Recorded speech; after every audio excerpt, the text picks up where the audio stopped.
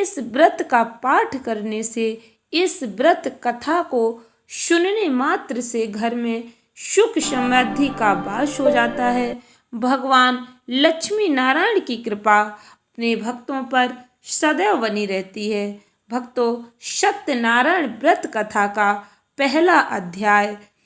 एक समय की बात है, नैमिषारण्य तीर्थ में शौनकादि 88,000 ऋषियों ने श्री सूत जी महाराज से पूछा, हे प्रभु, इस कलयुग में वेद विद्या रहित मनुष्यों को प्रभु भक्ति किस प्रकार मिल सकती है तथा उनका उद्धार कैसे होगा।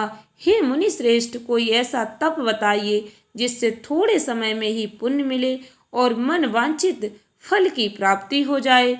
इस प्रकार की कथा सुनने की हम सब इच्छा रखते हैं।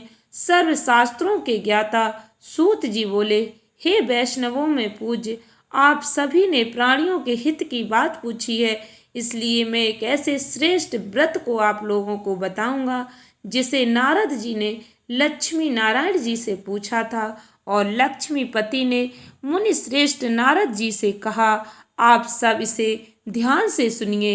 एक समय की बात है, योगी राज नारद जी दूसरों के हित की इच्छा के लिए अनेकों लोकों में घूमते हुए मृत्यु लोक में आ पहुँचे। यहाँ उन्होंने अनेक योनियों में जन्मे प्रायः सभी मनुष्यों को अपने कर्मों द्वारा अनेकों दुखों से पीड़ित देखा। उनका दुख देख नारद जी सोचने लगे कि कैसा यत्न किया जाए जिसे करने से निश्चित रूप से मानव के दुखों का अंत हो जाए।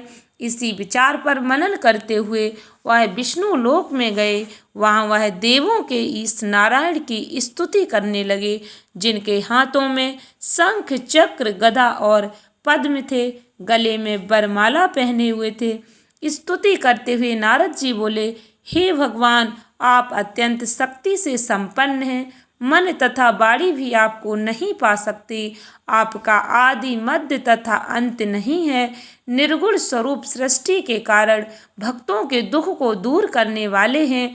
आपको मेरा नमस्कार है। नारद जी की स्तुति सुन विष्णु भगवान बोले, हे मुनि श्रेष्ठ,